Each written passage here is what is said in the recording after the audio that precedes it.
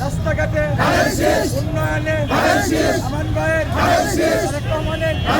খালেদা জিয়ার শহীদ জিয়ার রানীগঞ্জের উন্নয়নে মা বোনদের এবার যাবে আরো জোরে খালেদা জিয়ার উন্নয়নের রূপের আমান ভাইয়ের আরো জোরে